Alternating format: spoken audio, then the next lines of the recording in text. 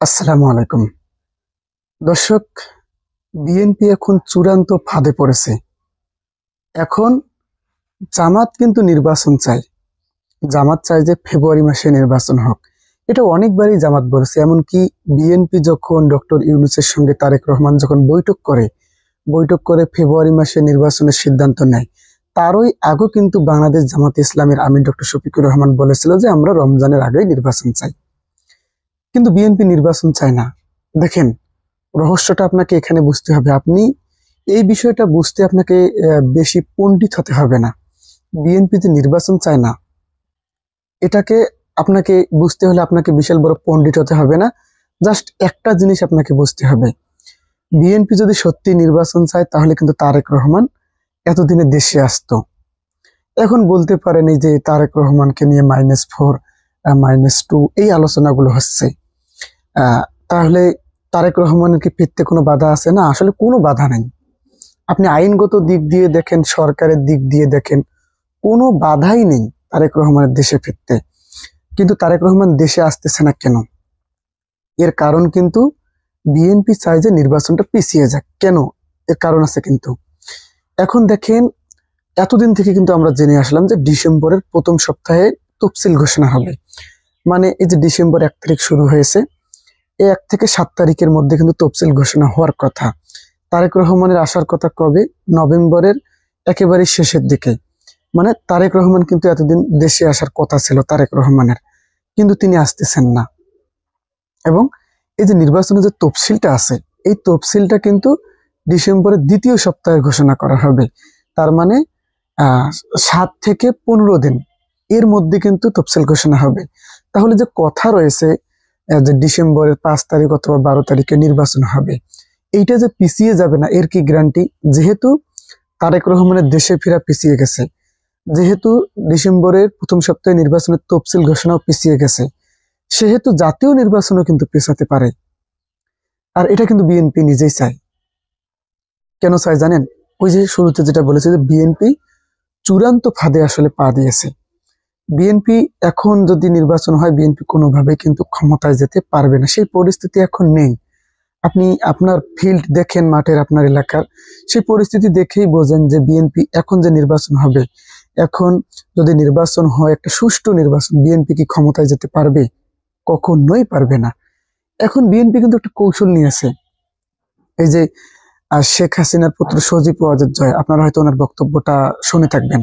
উনি কিন্তু বিবিসি কে সাক্ষাৎকার দিয়েছেন, সেখানে তিনি বলেছেন যে দুটি বড় রাজনৈতিক দল, মানে একটি আওয়ামী লীগ এবং একটি বিএনপি, এই দুই দলের নেতাদেরকে, মানে এই যে যেমন তারেক রহমান এবং সজীব ওয়াজেদ জয়ের পরিবার, এই দুই দলের নেতাদেরকে পরিবর্তন নাকি বিদেশ থেকে করতেছে, একটা চক্রান্ত করার চেষ্টা করতেছে।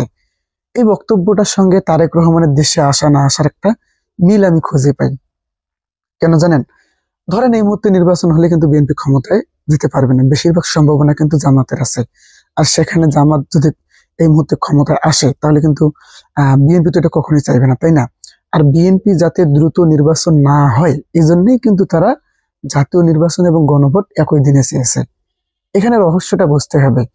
বিএনপি ভালো করেই জানে যে জাতীয় সংসদ নির্বাচন এবং গণভোট যদি একই দিনে হয়, তাহলে নির্বাচনটা হবে না।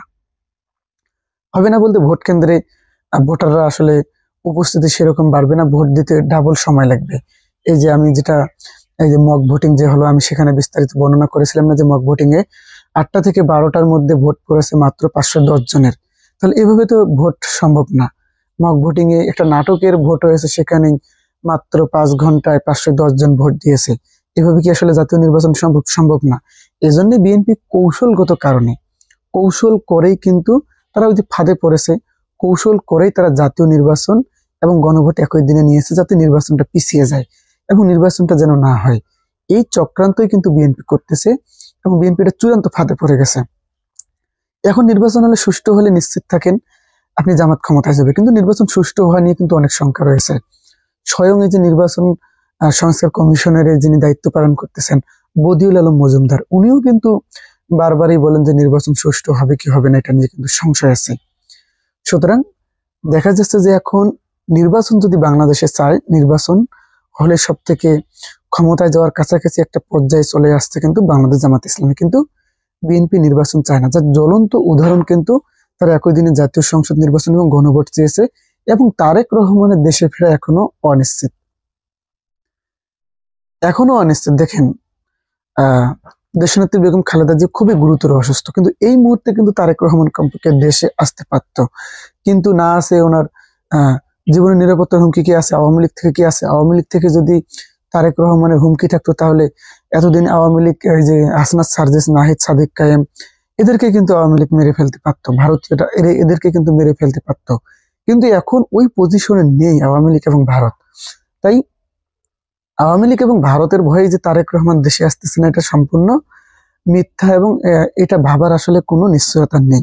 মূলত তারেক রহমানের দেশে না ফেরার একটা কৌশল বিএনপির অন্তঃকোন্দল, মানে তাদের নিজেদের মধ্যে একটা দ্বন্দ্ব আছে। এই যে অনেকে বলা বলি করতেছে না যে সালাউদ্দিন আহমেদ, এই যে বিএনপির স্থায়ী কমিটির সদস্য সালাউদ্দিন আহমেদ এই বিএনপির দায়িত্ব পালন করবে, আমিও তো বলেছিলাম। তো এই একটা ভয় আছে কিন্তু তারেক রহমানের, যে ওনার নিজ দলের হাতে উনি খুন হতে পারেন। এজন্যই কিন্তু তিনি দেশে আসতেছেন না, তিনি নির্বাচনটা আরো পিছিয়ে নিয়ে যেতে চায়। সজীব ওয়াদের জয়ের ওই বক্তব্য থেকে এটা বোঝা যাচ্ছে যে যেভাবে ওখানে কোনো আওয়ামী লীগকে ফিরিয়ে নিয়ে আসতে হবে এবং সমঝোতা করে, যাতে তারেক রহমানের জীবনের কোনো নিরাপত্তা জনিত সমস্যা না থাকে। তো এজন্যই কিন্তু বিএনপি এখন জাতীয় নির্বাচন কোনোভাবেই চাইবে না। এজন্যই তারা কিন্তু জাতীয় নির্বাচন এবং গণভোট একই দিনে চেয়েছে, যাতে নির্বাচনটা বাধাগ্রস্ত হয়। তারা প্রত্যেকটা সংস্কারে আপত্তি জানিয়েছে, নোট অফ ডিসেন্ট দিয়ে রেখেছে, যাতে নির্বাচনটা না হয়। তারা তারেক রহমানের আসার কথা যেই সময়, সেই সময় কয়েকটা ডেট এ পর্যন্ত মানে 50 থেকে 100 ডেট পার হয়ে গিয়েছে, তারপরেও তারেক রহমান এখনো দেশে আসলো না। এখন তফসিল ঘোষণা হবে, তারপরও তারেক রহমান দেশে আসতেছেন। দেখেন, তফসিল কিন্তু ডিসেম্বরের প্রথম সপ্তাহে ঘোষণা হওয়ার কথা ছিল, কিন্তু তফসিল ঘোষণার আগে তারেক রহমান যদি দেশে না আসে, তাহলে কিন্তু উনি নির্বাচন করতে পারবেন না। মূলত তারেক রহমানের জন্যই কিন্তু তফসিল ঘোষণাটা পিছিয়েছে, এটা বুঝতে হবে। সুতরাং নির্বাচনটাও কিন্তু পিছিয়ে যাবে। তো বিএনপি আসলে কোনোভাবে নির্বাচন চায় না, বিএনপি এইভাবে ক্ষমতার স্বাদ পেতে চায়। তো দর্শক, আসলে বিএনপির এই ফাঁদ থেকে কি বের হতে পারবে? স্বয়ং তারেক রহমান কিন্তু এই ফাঁদে পড়েছে। আপনি কি মনে করেন? অবশ্যই অবশ্যই আপনাদের মন্তব্যটি কমেন্ট করে জানাবেন। ধন্যবাদ। আসসালামু আলাইকুম।